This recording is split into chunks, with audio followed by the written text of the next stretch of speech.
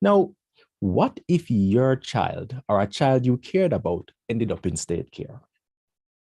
When the gravity of that question hits, I'm sure it makes a lot of people uncomfortable because we've all heard the stories of the challenges our children face while in the care and custody of the state. It's rough. But the good news is that the answer to that situation, like so many things, is us. If we all step up and provide support to our state agencies in cash and kind, we can go a far way in making the experience better for the children involved. I stress that because there's so much our children need to be taught to prepare them for life, even when they have trying parents around. So just imagine what happens when they don't. All right. And that's why I have to big up the Child Protection and Family Services Agency for an initiative that they have that seeks to prepare children who age out of state care for life as adults. It's called the Transitional Living Program, and it does so much for them, including paying tuition fees for college or university for these beneficiaries. And that's amazing. So here today to give us the details about the program is Director of Children and Family Programs at the CPFSA, Mr. Warren Thomson. Welcome, Mr. Thomson. Thank you for being on the program today with us. Thank you very much, Vaughn. Thank you very much for inviting me to talk about this very important program that we have here at the CPFSA. All right, so let's begin at the beginning, Mr. Thomson. The Transitional Living Program. Give me a rundown of what it is and what it seeks to achieve with with our children and so on in state care. Well, Vaughn, maybe I should start by giving you some historical context. Mm-hmm. In child protection, we're coming a very far way, because there was a time when a child who is in the care of the state on getting to age 18 would be given, a bag with clothes, perhaps, at a children's home, and turned out to go and find somewhere to live. They would be basically turned out on their own. That is at age 18. And you can imagine that, growing up in state care and then at age 18 and becoming an adult, you're told to leave and to find somewhere to go. Right. You can imagine that individual will face some, real vulnerabilities. That's an individual that may not have community support, an individual who is unable to transition successfully to independent living. Of course, there are some good stories. There are some who did, some who were able to get support and made life, perhaps had school friends or a church community. There are some who were able to do it. And then there are others who did not have that kind of support. So they experienced homelessness. They experienced real, abject poverty. They experienced the lack of, a community. They perhaps did not have the skills to find stable employment. So the risk factors for them were very, very high. Now, so what we've done, and since 2013, we have developed, with the support of the USAID and the University of the West Indies, a transitional living project that became institutionalized as a program a couple of years ago. Now, the aim of this project is to ensure that when children get to age 18, children in care, so they are in the care of the state, when they get to age 18, we want to help them to transition successfully to independent living. So we call it our transitional living program. So it's not just an exiting care initiative. It's an initiative to help you to transition to adulthood, and we say to independent living, but we're very mindful that as human beings we live interdependently. So it's not solely independent, but they are supported until they can stand on their own 2 feet. And I'm going to tell you some details of the program, but how I think about it is, if you're a parent and you have your child in your house, then when your child gets to age 18, you see it as a sense of responsibility to help that child to successfully transition to adulthood. Whether you're going to still support them to go to school, are you going to allow them to live in your house and eat out your food same way, or you're going to allow them to get a job while living with you and contributing to bills and so on until they can go out on their own. So that is what we say. The state has a moral responsibility to help the children who are in our care to transition to independent living, just as a parent would have that responsibility for his or her child. So the program has a number of components, and the aim of the program is one, as I said before, help children in care transition to independent living. That's one. Two, reduce the risk factors that children exiting care often experience, and reducing it through education, employment, psychosocial support, housing assistance, and other components of the program, and to create safe spaces for youngsters who have attained age 18 and are now leaving either their foster care placements or leaving their children's homes, and require an environment where they can learn to be independent or learn to become independent while being supported by us. So those are the main aims of the program. So maybe I should talk about. No, I'm just saying it's just interesting because I mean, as I was mentioning in my intro, and I definitely want more persons to jump on the live and follow up the comments so we can talk about it a little bit more. Just the idea that you've been living in state care for a good portion of your life, and then you hit 18, and then somebody just says, "All right, time to go make life." You know what I mean? Here are your clothes and your earthly possessions. Go forth and make life. If somebody had put me on the If somebody put me on the road at 18, I can't even begin to imagine what would have happened to me. You know what I mean? It's mind-blowing to think of. And so to have, and I have, so, I would have had the support of parents and extended family and so on and so forth. And so imagine somebody who doesn't have that.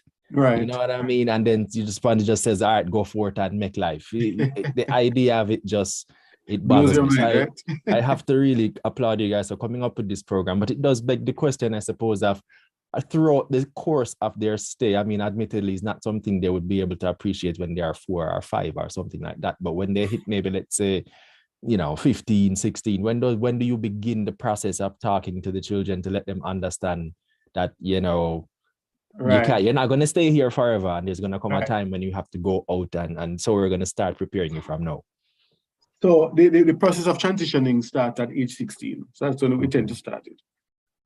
So once the children get to age 16, and of course, many times it starts before, and but when they get to 16, we start to prepare them to exit. And the preparation means the children's officers, and sometimes the foster parents or the house mothers and so on start to do some career counseling, some career guidance.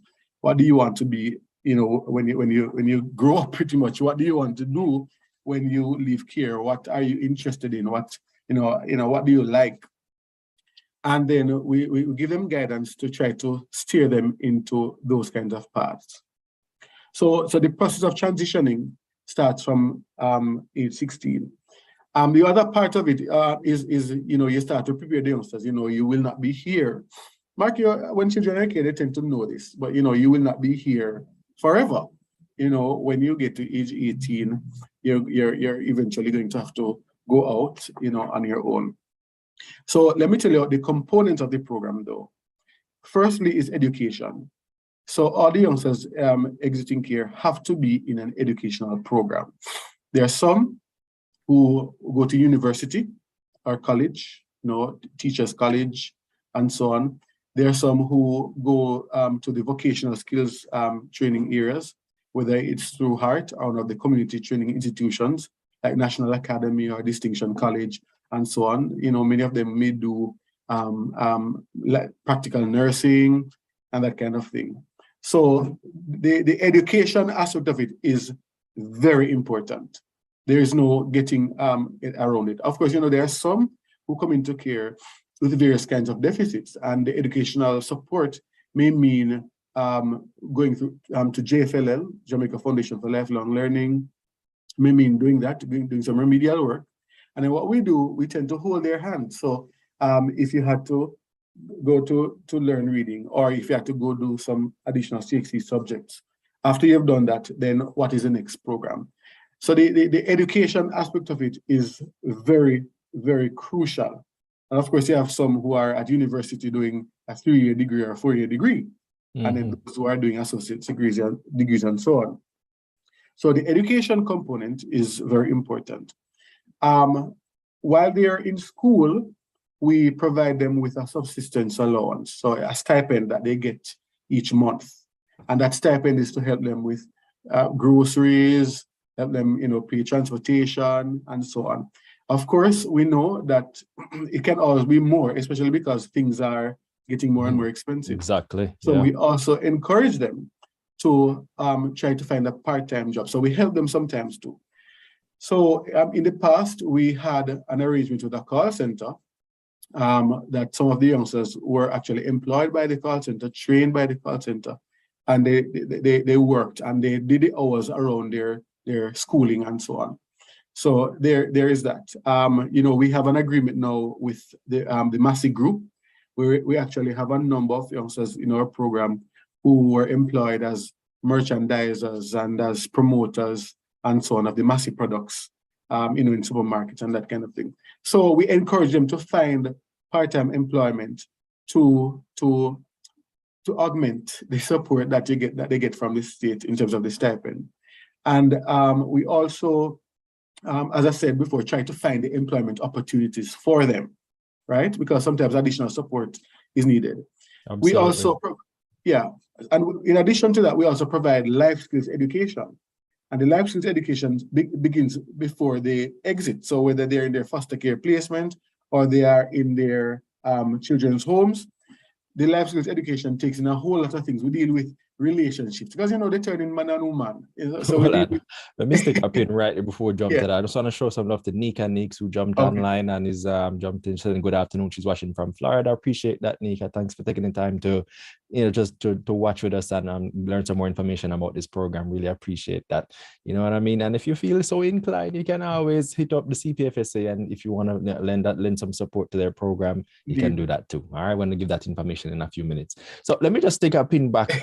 In terms of working, because it begs the question to me. I don't know the law. You guys would know better than me in terms of like child labor and them kind of things. So is it a situation where you just make certain exceptions to allow them to work so that they can, support themselves and get used to the idea of supporting themselves? Right. Or is it, a situation that or it's in keeping with the other laws and that kind of thing?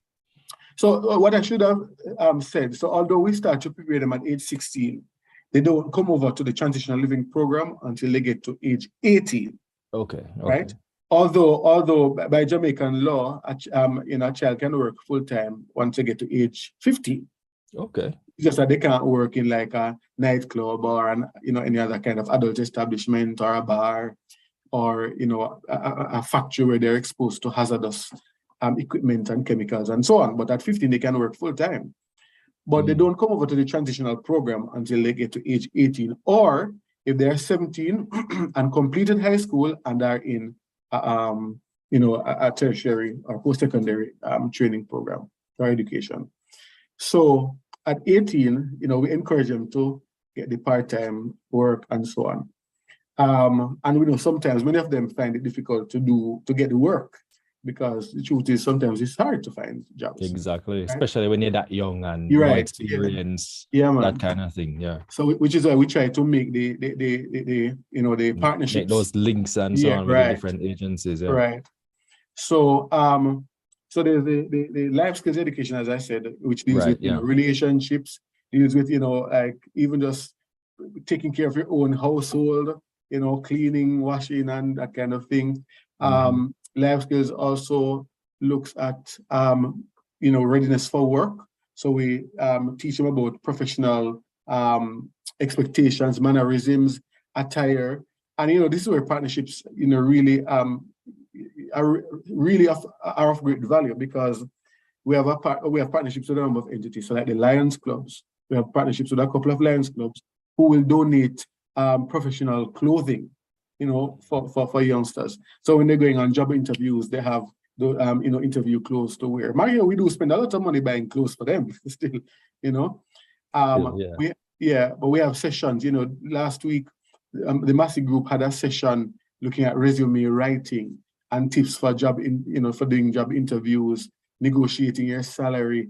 So those are the kinds of things that we go through with them. As a parent, would provide guidance to their child. We want to prepare them to do well, because what we want to do in Vaughan is create citizens who will make a positive contribution to Jamaica. So they Right. have benefited from the state, but they in turn will make a positive contribution to Jamaica. The program includes, as I said, education, which means we cover their tuition. So whatever the program is, we cover the tuition through the Ministry of Education, and we fall under that ministry at the CPFSA. We pay boarding where they live on campus. If they need books, some of them need various kinds of educational supplies. Like we have a youngster who was doing animation at UTech, or is doing animation at UTech, and needed a special kind of laptop. We have to try to source it, because we are supporting his education. And then, so I talk about life skills. There are some youngsters who may not want to go to school. So what we try to do, you're gonna, I'm sure you're gonna have pushback when you're young, and you have some and so on. You're gonna have someone who feel like, why, this is just not for them, or whatever the case. Right. How do you help those ones? Right. So what we try to do is we call it transition to work, which we try to help them to find employment again. And we try to transition them to that. So you found stable employment. Market, the truth is we do it for everybody now. So even those who have completed their programs, we usually keep them on our program for maybe 3 months for them to, and try to help them to find stable full-time employment, housing, and then we transition them to, to live independently. So once they have got the employment and they've got a place to live, we let them go. So we no longer support them with a stipend and that kind of thing. And if they need additional support, they still know where to find us. But that support is more in terms of guidance and so on. You mentioned something about housing assistance earlier. Is that part of the thing too? How does that work? Okay, so housing is limited in the transitional living program. So when the children are exiting care, we do a number of things. The officers try to see which one of them can be reintegrated with their families. Because sometimes we remove them from their families, but they still have a family that know that they're adults, they may be able to be reintegrated with the family.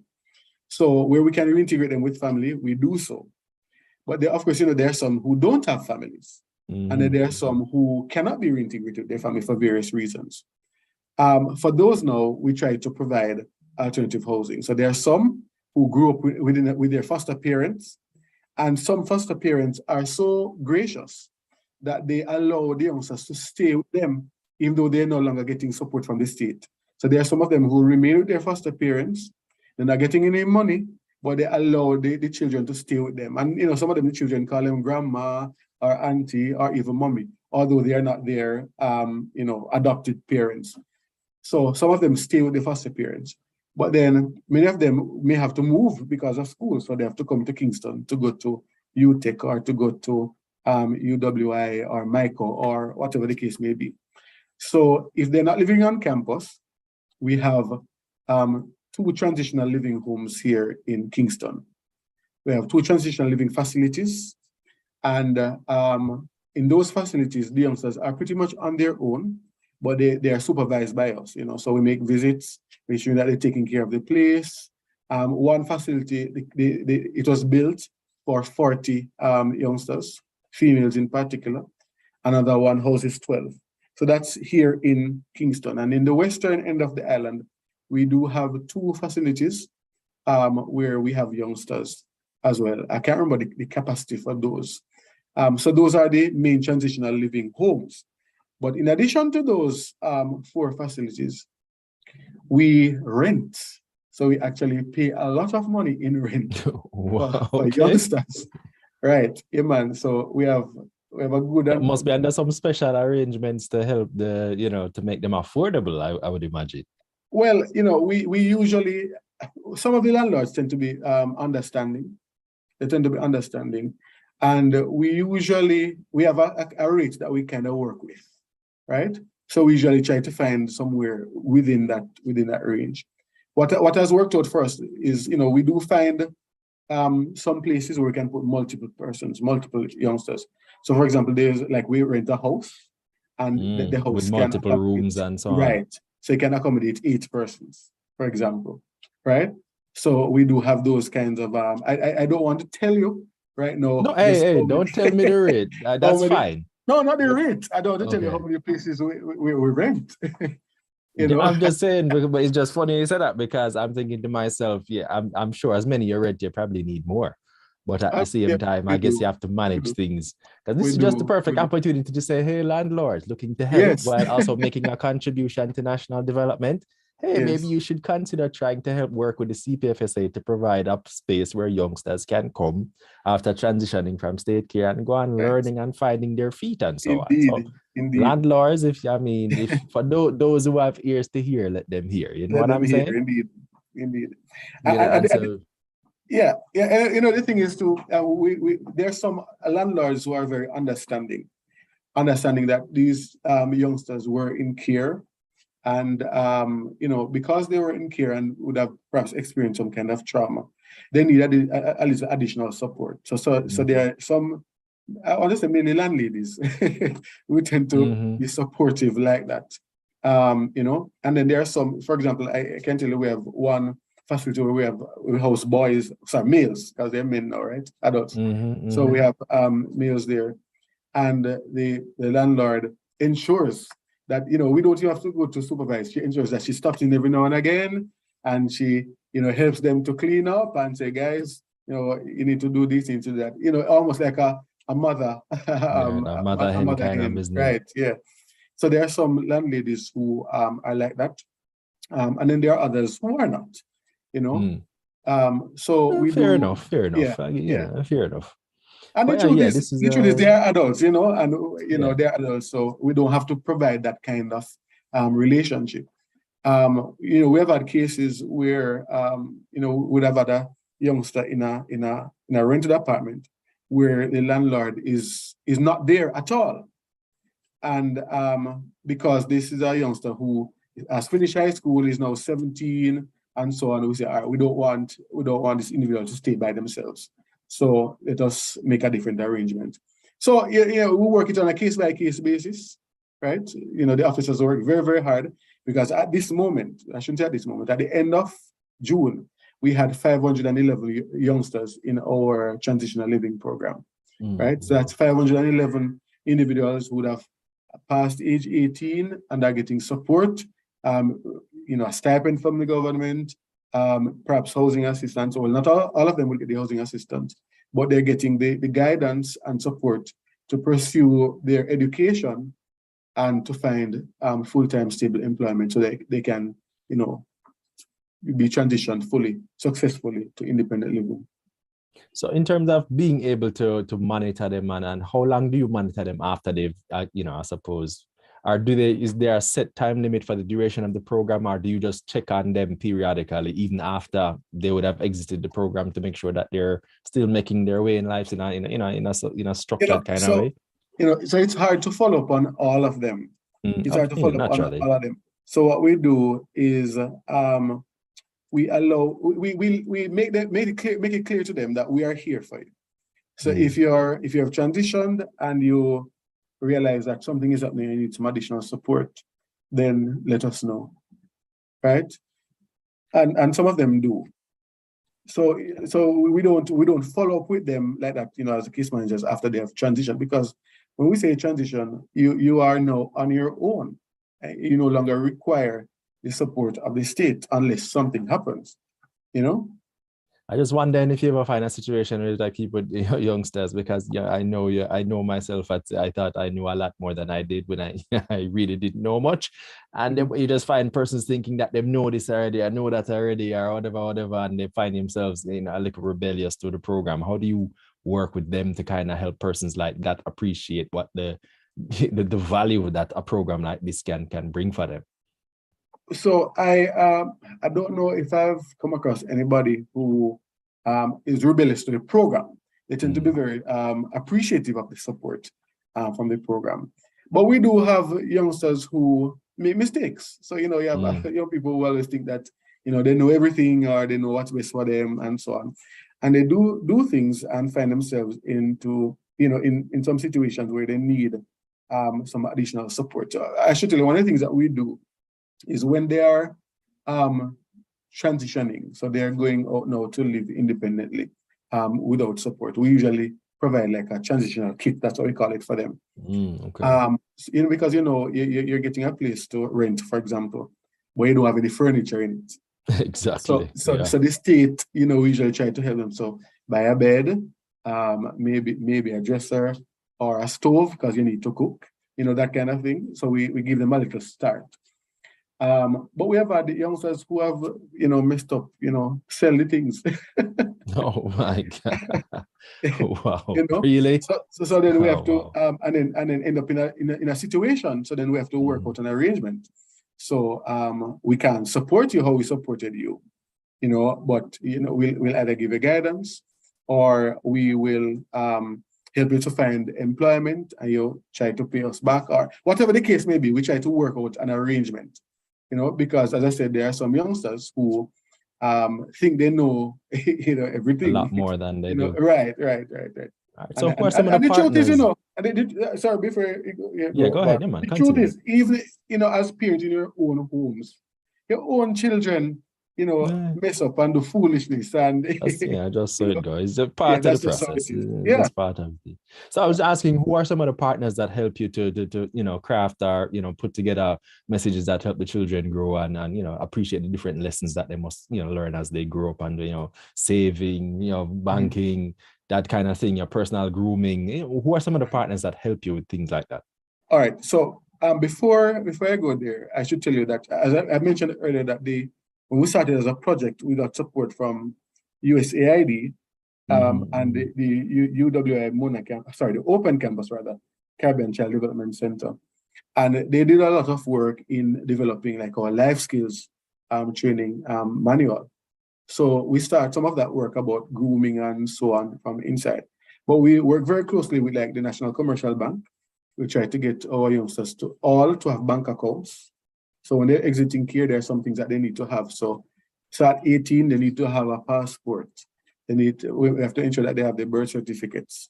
They need to have a bank account. Of course, there are some, one or two cases that you may have some issues with, right? But we try to get them to have those. So when we give the stipend is uploaded to their bank accounts, right? So they have certain things. We try to ensure that they have the TRN and they have the NIS card. Some of them will go so far as to try to get enumerated to get their national identification, right, and so on. So we try to provide that kind of support to them. So we work very closely with some banks, so the National Commercial Bank, certainly. We, as I mentioned, the Lions Clubs, we have a very close relationship with them. So in terms of clothing, educational supplies, even eye testings and so on, they provide us with that kind of support. I mentioned the Massey Group. What the Massey Group has done recently, in addition to the life skills education thing that they've been doing, as I mentioned, the resume writing workshop. They looked at professional dress and that kind of thing. Massey also gave us, or made they paid some money to Family Life Ministries for some of our youngsters who need therapeutic interventions to benefit. Because, while they're in care under 18, the CPFSA has a program for them. So we provide psychotherapeutic interventions. But when they get to 18, they really are to transition to the public mental health system if they require mental health support. So it was very, significant value that the Massey Group made this arrangement for some of our youngsters to access counseling, right? In addition to that, the Massey Group has donated gas, through Gas Pro, to a number of our transitional living facilities. We have youngsters who every month, I mean not every month, but every now and again, the gas finish. Exactly. And right, so it's a gas finish, and they have to wait until the stipend is paid for them to put money together to try to buy gas. So they don't have anything for part of a month. So with Massey now, those youngsters will have gas. So once the gas is finished, the thing is changed. That is one way in which Massey is supporting us. We have some landlords who decide that, it wasn't a part of the rental agreement, but I will provide the gas. because they realize that the youngsters need to cook. you know, they need to cook. And the stipend is not that much that they can buy fast food every day. No. Yeah, right? yeah. So there's that. The Supreme Ventures Foundation, last year Supreme Ventures observed their 20th anniversary. And what they decided to do was to give us 20 scholarships for youngsters entering the first year of university.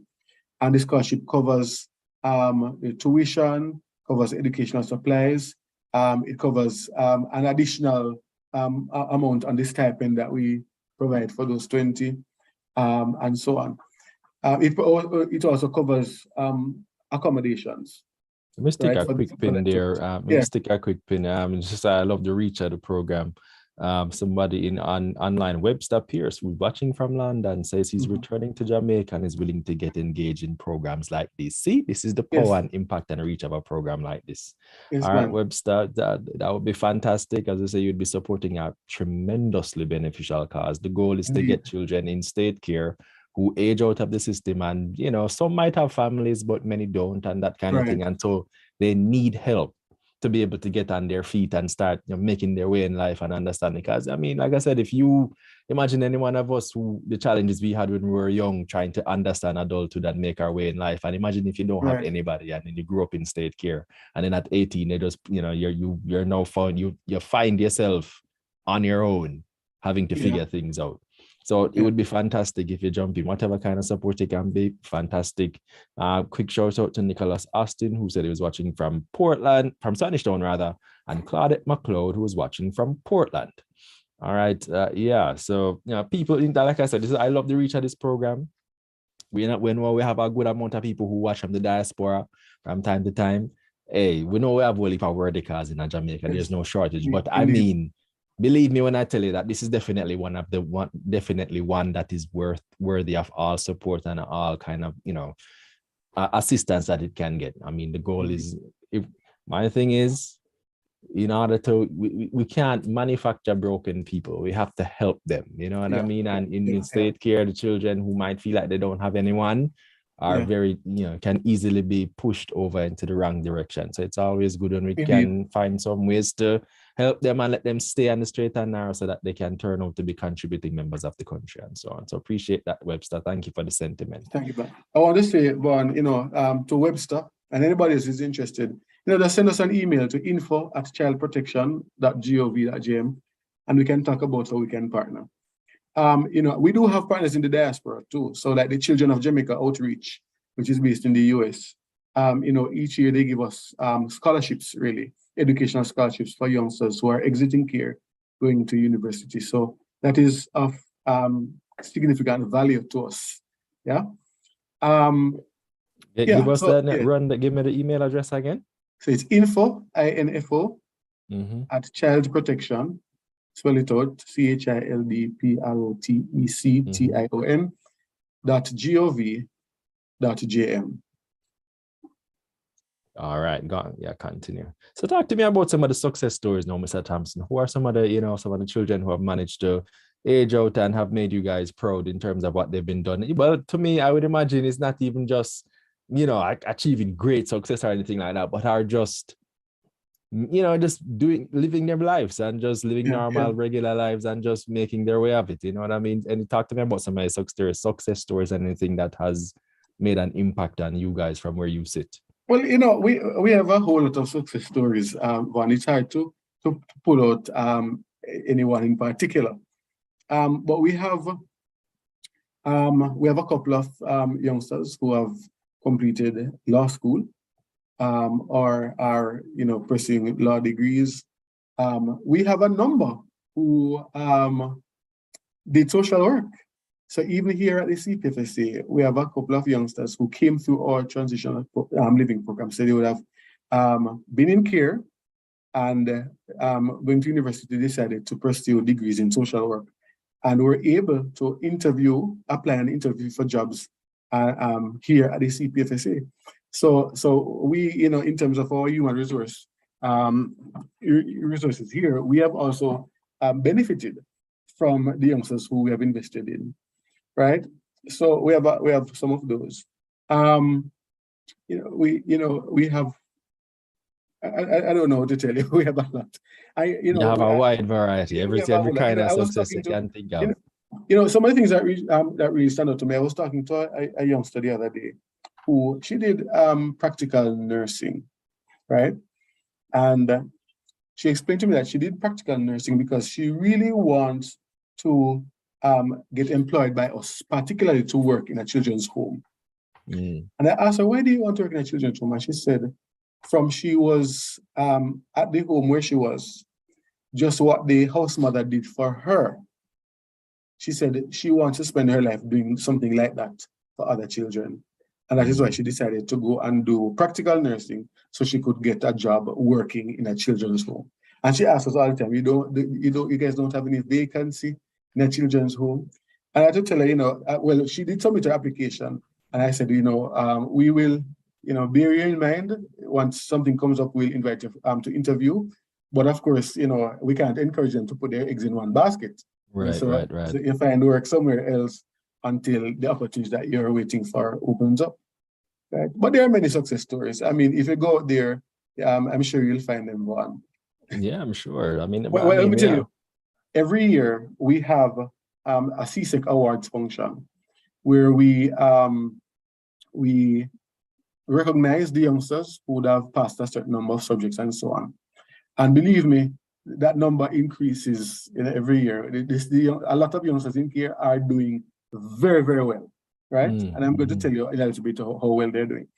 So each year we have the CSEC Awards function. We always invite a former ward who has transitioned and is doing very well to come and be the guest speaker, the keynote speaker, right?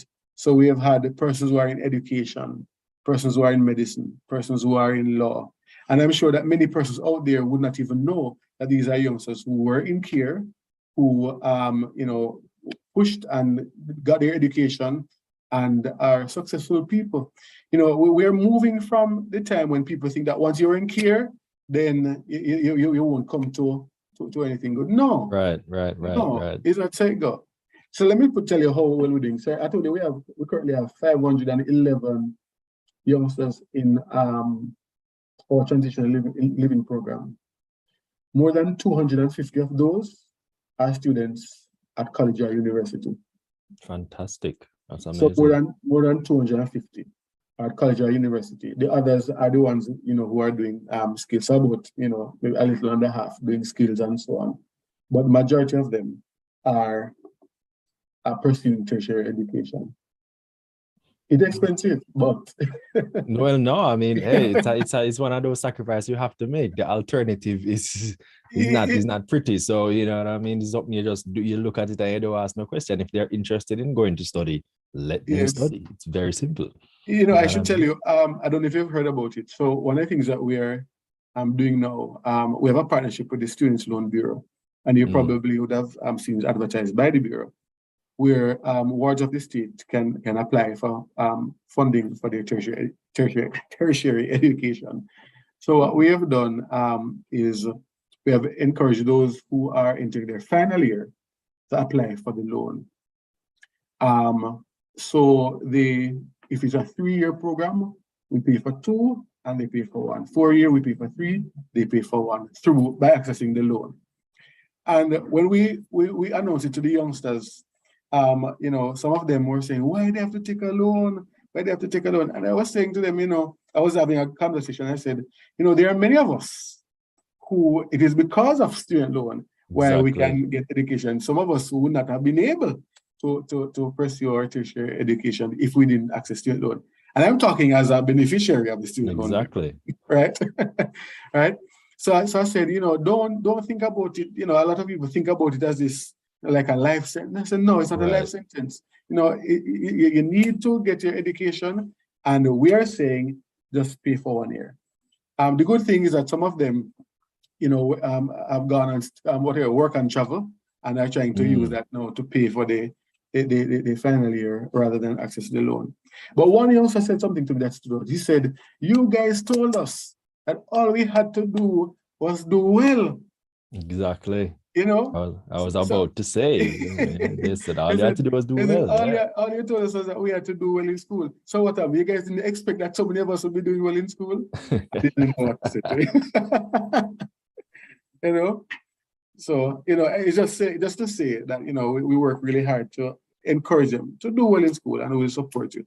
And And they deserve it, you know what I yeah, mean? Hey, the challenge that their burden is a little bit heavier than the average student's one, so I don't have indeed, a problem with that at all. indeed, Let me indeed. ask you though, is in a situation for example, forum awards are per children who may have, been in state care at some point, but not necessarily for a very long time. So let's say, for example, they were there for 6 months or whatever, but they come out of the system.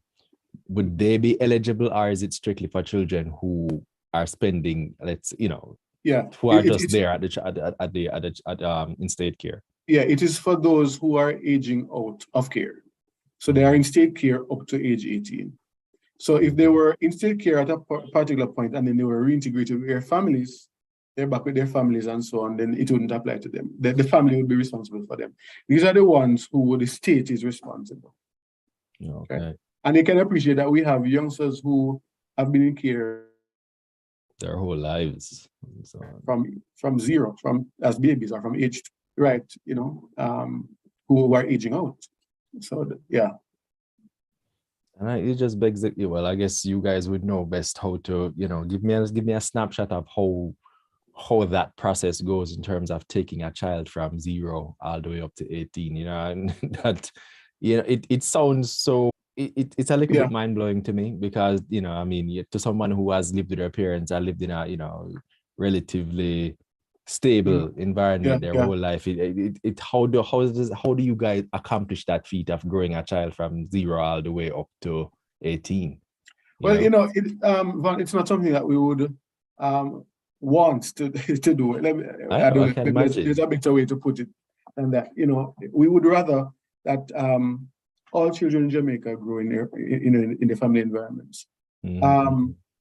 And what we try to do now is once a child comes into care as an infant, we work very hard to see if that child can be freed for adoption. But the fact of the matter is that there are some who cannot be adopted because their parents will not dispense of their parental rights.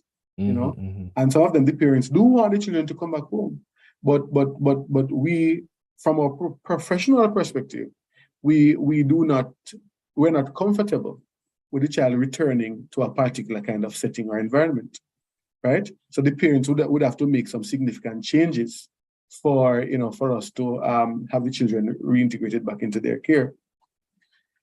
So a child may be in care, and we may put a child in a foster care placement, and that child ends up being raised by the foster parent. But the foster parent is really acting on the state's behalf. So the state gives that foster parent some support each month or every other month to provide care for that child, because that child is a ward. The state is the child's legal guardian then, right? And while we continue to work with the family and try to see if the child can be placed back with the family and so on, we ask the parents to give us a parenting improvement, or work on a parenting improvement plan or care improvement plan or whatever the case may be. And over time, the changes are just not made. But that parent is still not willing to let go, to say, all right, free this child for adoption. So we end up providing support and care for that child all the way through to age 18. The good thing is that it's not a whole lot of them like that. Children come into care at various ages, 14, 13, 10, right? All right. Well, I guess as we kind of move to bring things down again, once again, I have to just say this is an amazing program. I fully endorse it, and I recommend everybody else out there that lend support in some kind of way to this transitional living program, helping children to find their way from childhood to adulthood is just very noble activity, and providing them with things when they have nothing, it's even better. So I would just say, I'll just give the last word to you once again to just, implore persons out there to lend support where they can, and just once again repeat the objectives of the transitional living program. Right. All right. Thank you. So I just want every Jamaican to think about it, that a child who's in care is our child, right?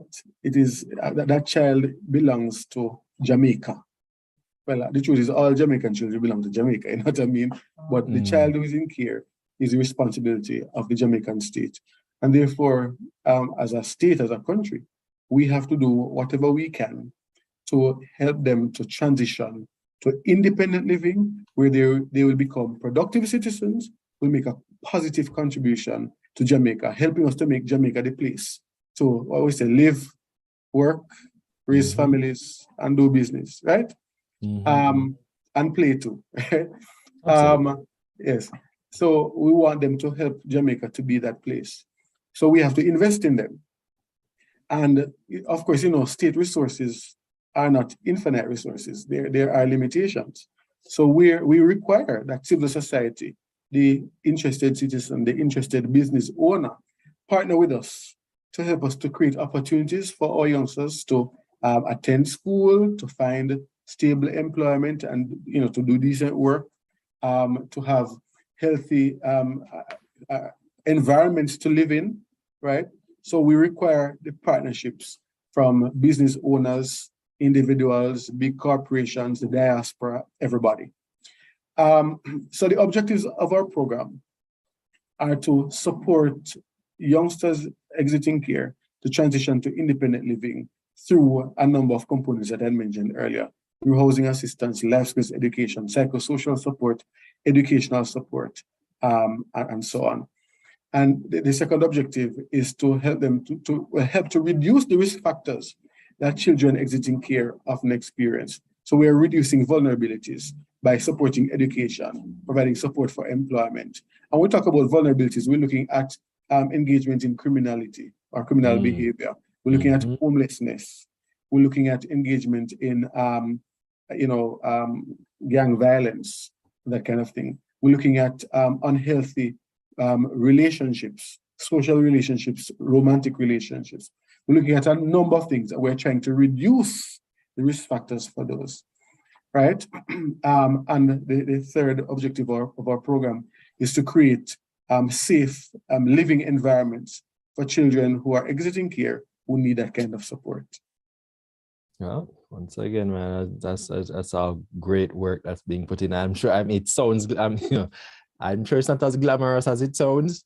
I'm sure it requires a whole lot of patience, a whole lot of painstaking effort to just communicate with the children and make them appreciate the value of what you're doing. And I mean, they're children. Hey, at least hard ears is kind of their thing. Young people, that's not listening is kind of their thing. So I'm sure it requires a whole heap of patience, whole heap of effort, whole heap of stress. And that's go. We have to just big up all of CPFSA and everybody in the children's home, all the children in state care who are working with and participating in the program, and just, being part of this effort that in some way really does help to make the country better. And so that's why I felt I need to just highlight the work that's going on, because these are the things that balance the scales in terms of the news and what we're hearing about Jamaica and so on. All right. So kudos to you. Keep up the good work, and we'll just continue to check in every so often to just, big up the children them and big them up for doing their part as well, for getting good grades and transitioning and becoming, indeed contributing Jamaican citizens.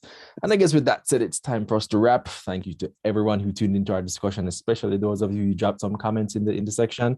And if you have a question and you'd like to get some more answers, don't hesitate to drop it in the comments again. And then we'll see if we can get you some right information. Hey, Webster Pierce just jumped in the comments and said he sent an email. Great. So, and he's saying, give him a feedback. So hopefully you only can make a link and something can work out and we can continue to lend support. So I was glad to be able to facilitate this connection today. So Mr. Pierce, big ups to you, salute to you. You passed by and you got off the bench and decided to get involved. I definitely tip my hat to you and give you a whole heap of respect. All right. So if you do come down and start making an effort, let us know so if we can big you up a little bit more. All right. This takes a lot of fortitude to jump into the game like that. Appreciate that. All right, people, remember our audience plays a major part in our show. If there's anyone in particular you'd like us to have in studio, let us know. We'll try as best to have that person in studio as soon as possible. We do this don't forget to follow us on Facebook, Instagram, Twitter, all social media to see who will be in studio next and what else is going on in JA. While you're at it, check out CPFSA as well, see all the work that they're doing.